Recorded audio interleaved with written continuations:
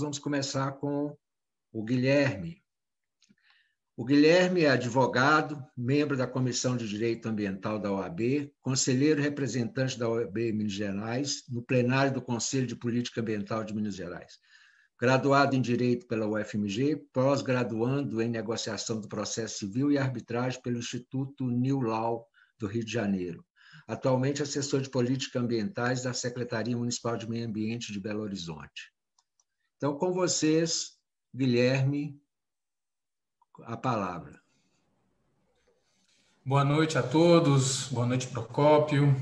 Queria aqui, em primeiro lugar, cumprimentar meus colegas de banca virtual, Dr. Marco, Dr. Montemor, Poliano, agradecer imensamente a organização desse evento, a oportunidade de estar falando aí de um tema que é tão caro para nós, advogados ambientais, que é o desenvolvimento sustentável, essa questão da dicotomia entre a expansão urbana e a manutenção dos ativos ambientais dentro das cidades. Eu não sei se a Conceição vai projetar aí a apresentação, o seu projeto aqui. Eu permiti para todos apresentar. Pode apresentar aí, Guilherme. Acho que fica melhor para você. Tudo bem, então. Vou apresentar por aqui. Vocês veem minha tela? Vemos. Ok.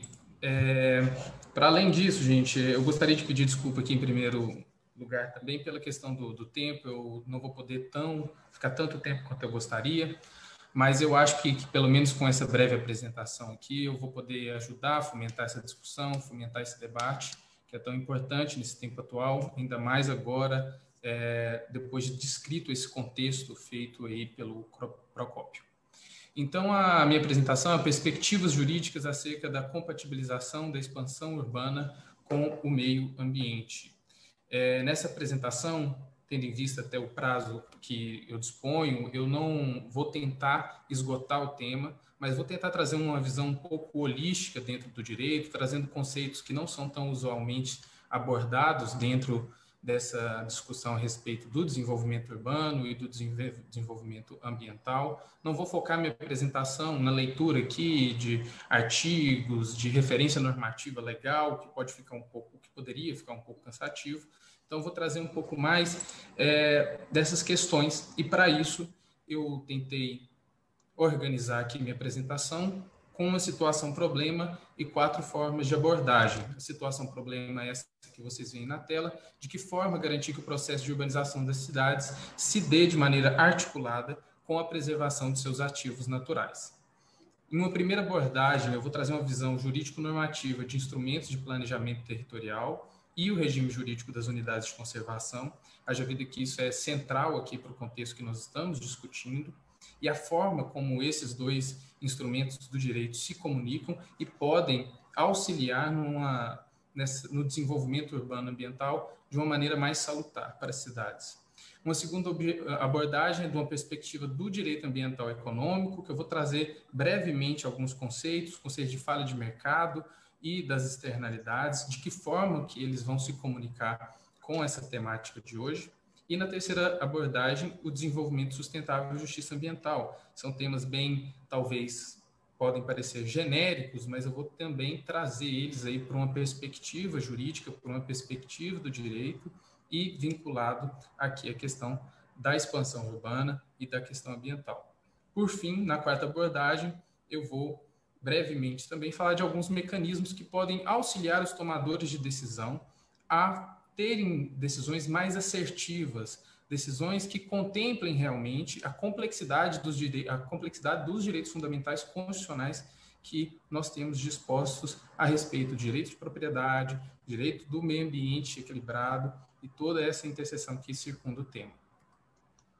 Então, entrando aqui na primeira abordagem, visão jurídico-normativa, instrumentos de planejamento territorial e regime jurídico das unidades de conservação, o primeiro instrumento que eu trago é o basilar para essa discussão, planejamento urbano municipal. Ele é previsto na nossa Constituição de 88, e eu trouxe aqui um conceito do professor Segundo, que eu acho que ele tem uma dimensão bastante abrangente a respeito do que significa o planejamento urbano ambiental e de como ele se refere a vários pontos vinculados a direitos fundamentais constitucionais.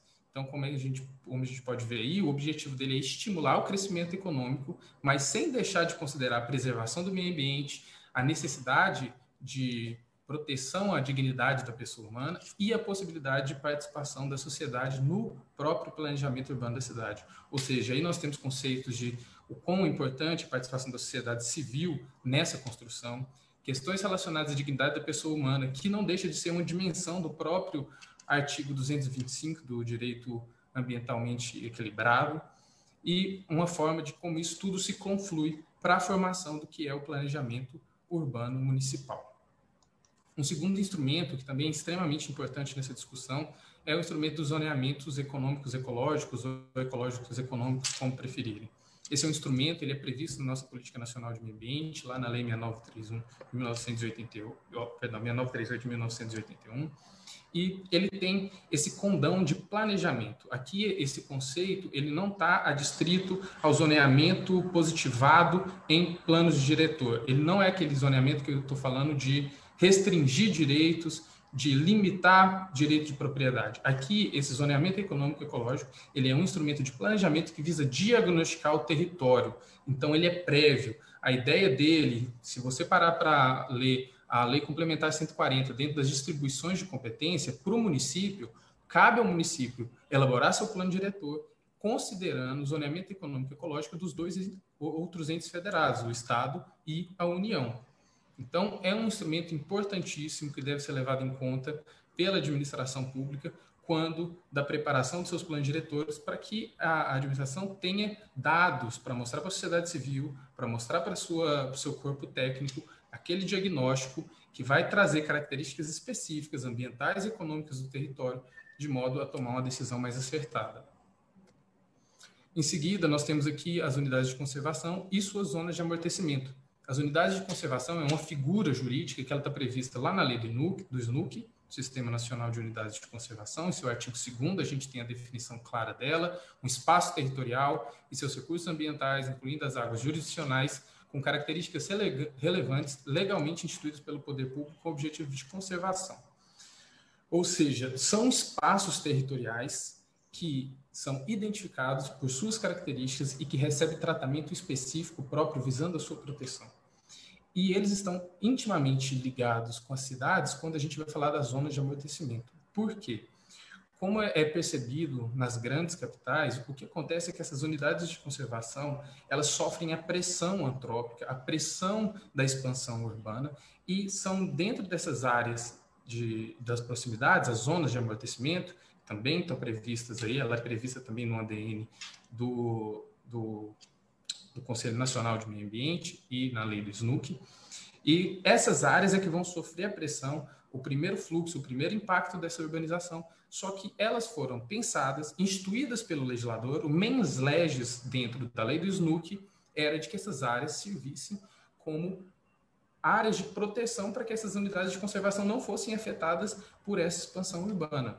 Dentro desse conflito, eu trouxe até aí o exemplo do artigo 49 da lei do SNUC, que é um exemplo que aparece muito dentro do mundo do direito, que é essa questão de que dentro das unidades de conservação integral, para efeitos legais, elas são consideradas como zona rural. E no parágrafo único, elas falam que essa zona de amortecimento, vinculada a essa unidade de conservação de proteção integral, não pode ser transformada em zona urbana.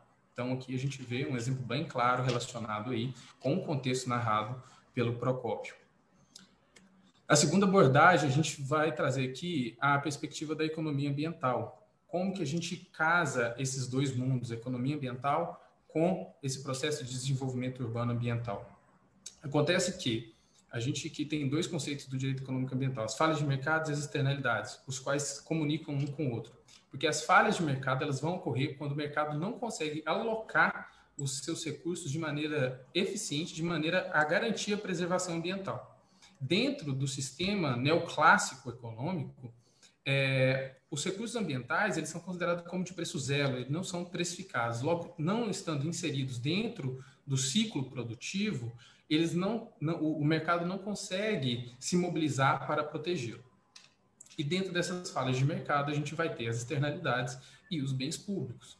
As externalidades, elas são conceituadas aí, eu trouxe uma visão da professora Ana Maria de Oliveira nos deu, professora da USP, de Direito Ambiental, que as externalidades, elas são custos ou benefícios cujo ônus ou vantagens recaem sobre o terceiro ao invés daqueles que participam de uma transação de mercado. Mas, afinal, como, então, identificar essas externalidades? Nós vamos ter as externalidades negativas. Um exemplo claro é a poluição, porque imagine um particular, proprietário de uma indústria que emite poluente, o impacto daquela poluição não está só entre ele e o comprador do produto que ele produz, mas para toda a comunidade, para toda a sociedade. Então, isso é encarado como uma externalidade negativa. Enquanto as externalidades positivas tratam aí da criação de bens, de espaços públicos verdes para o poder público.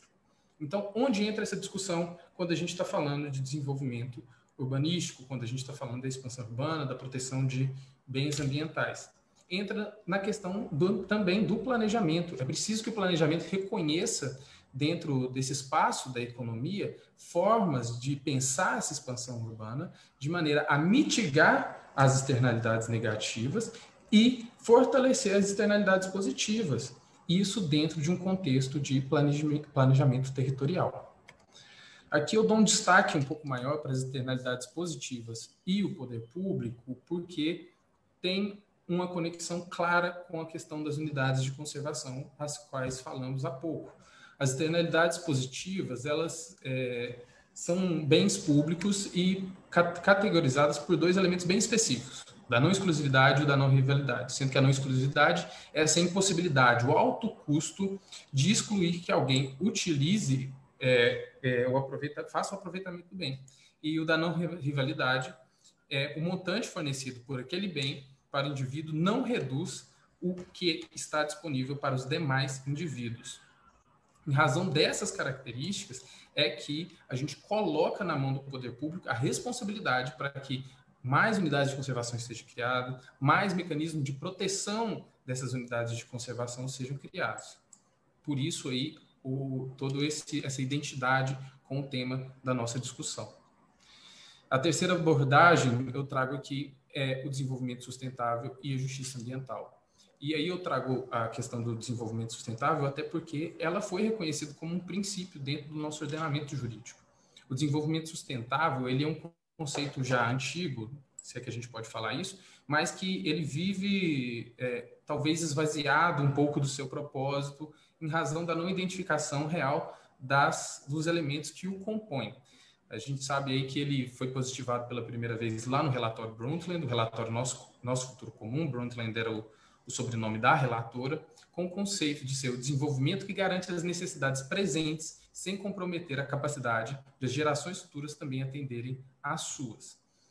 Essa dificuldade, essa visão talvez um pouco equivocada de que o desenvolvimento sustentável é um oxímoro, ou seja, uma contradição dentro dele mesmo, ela é muito equivocada. E o fato de o desenvolvimento urbano precisar dessa visão do desenvolvimento sustentável se dá principalmente quando a gente para pensar nos conceitos ideais, talvez, do desenvolvimento, que é aquele dado pelo Amartya Sen, sendo esse desenvolvimento é a ampliação das liberdades, das capacidades humanas, do poder fazer, do ser, e também da questão da sustentabilidade. E aí eu trouxe o exemplo aí do José L. da Veiga, que tem um livro bastante interessante, que chama-se Para Entender a Sustentabilidade, que ele traz esse assunto e fala que a sustentabilidade é a evocação da responsabilidade contemporânea pelas oportunidades, o leque de escolhas e direitos que nossos netos e seus descendentes terão as chances de usufruir. E aí eu faço a pergunta, será que no nosso planejamento de desenvolvimento urbano, de desenvolvimento das nossas cidades, esses conceitos eles têm sido inseridos? A gente realmente está pensando aí que cada escolha não é uma escolha do momento, mas é uma escolha que vai impactar o leque de escolhas de direitos das gerações futuras? Então, eu trago à baila essa discussão também. Por fim, eu trago aqui a lente da justiça ambiental, o que eu entendo que deve ser um norteador, uma bússola para guiar o norte dentro desse processo de expansão urbana, de desenvolvimento das cidades. Porque a justiça ambiental, como conceito macro, ela visa identificar situações de desigual distribuição de benefícios. Aí a gente tem a proximidade de parques, de áreas verdes e dos ônus, né? A redistribuição dos riscos decorrentes das técnicas de controle ambiental. e isso voltado para grupos sociais, porque a justiça ambiental está muito focada nas pessoas, em como o meio ambiente impacta a vida das pessoas, tanto positivamente quanto negativamente. E é imprescindível que o planejamento urbano das cidades se fundamente em segundo a ótica da justiça ambiental, incorporando seus pressupostos, principalmente as dimensões da justiça distributiva e da justiça procedimental. Aqui eu trago essas dimensões, justiça distributiva e justiça procedimental, que vem aí de um artigo do Robert Cohen, que ele vai fazer a taxonomia da justiça ambiental e vai falar que a justiça ambiental é dividida em justiça distributiva, justiça procedimental, justiça social e justiça punitiva. E todas essas justiças se casam para formar a justiça ambiental. Sendo que a justiça procedimental, ela tem muito a ver lá com o que a gente falou do planejamento urbano. Por quê? A justiça procedimental aqui não tem nada a ver com litígio, com processo, com nada disso. Ela tem a ver com a participação das pessoas na construção da decisão. Então, é de inteira importância que ela esteja inserida dentro desse contexto. Por fim, a última abordagem aqui diz respeito aos mecanismos para uma tomada de decisão quando a gente está diante de um conflito. Interesses que são legítimos, como o interesse de melhoria da propriedade, o interesse voltado para a questão ambiental, e quando eles se conflitam, como o tomador de decisão deve se comportar idealmente. Aqui eu trouxe uma lista de mecanismos que podem ajudar o tomador de decisão, mas essa lista ela não se esgota aqui, são apenas extratos do que deve ser idealmente considerado nesse momento. E aí a gente tem a dever da motivação dos atos, ou seja, deve haver um racionamento claro de que, sobrepondo cada um desses interesses conflituosos que tem respaldo constitucional, eles foram sobrepesados e, a partir desse sopesamento, foi tomada a decisão que é a mais adequada, ou seja, talvez a decisão mais sustentável, alguns doutrinadores dizem, não falam em decisão certa, mas a decisão mais sustentável. O segundo é a aplicação dos princípios do direito. E aqui eu trago a concepção do alexia a respeito de princípios, ou seja, normas nas quais são supralegais e que devem ser atendidas o máximo possível, considerando a situação fática e jurídica para tanto. E aí a gente tem referenciar os princípios do direito ao desenvolvimento sustentável, que nós já comentamos, o princípio da prevenção, da precaução, da equidade intergeracional e tantos outros que podem auxiliar o tomador de decisão a preencher as lacunas, a preencher a discricionalidade administrativa para que ela não seja uma discricionalidade vinculada à arbitrariedade, ela seja uma discricionalidade legítima. O terceiro, verificar se o objeto pretendido é justificável. E essas três últimas, extraídas da obra aí do Gerd Winter, que vai falar do princípio da ecoproporcionalidade, que é composto por esses três últimos mecanismos. Verificar se o objetivo pretendido é justificável, socialmente justificável. Aquilo que está se tentando fazer dentro da proposição do desenvolvimento urbano, ele é justificável dentro do contexto social verificado? Se sim, caminha. Se não, é necessário sacrificar essa decisão. A adequação dos meios. Aquele meio é o mais adequado dentro do leque de opções possíveis para chegar àquele objetivo justificável? Se não, se ele acarretar num ônus supérfluo para o meio ambiente, esse mecanismo deve ser descartado. E, por fim, a proporcionalidade stricto sensu, que é essa questão de que, ainda que a decisão, que o objetivo seja socialmente justificável, que ele tenha sua importância, pode ser que, em razão do impacto dele dentro do contexto ambiental, ele não vale a pena. É mais ou menos dizer isso. Então, ao pesar os dois lados da moeda, toma-se a decisão que vise uma maior preservação ambiental. Esse é o fim da minha palestra, eu espero ter contribuído aí pelo debate. Agradeço mais uma vez a chance de estar aqui trazendo um pouco dessas ideias e desses conceitos. Coloquei meus contatos aí e eu fico à disposição para perguntas ou qualquer forma de manifestação. Muito obrigado.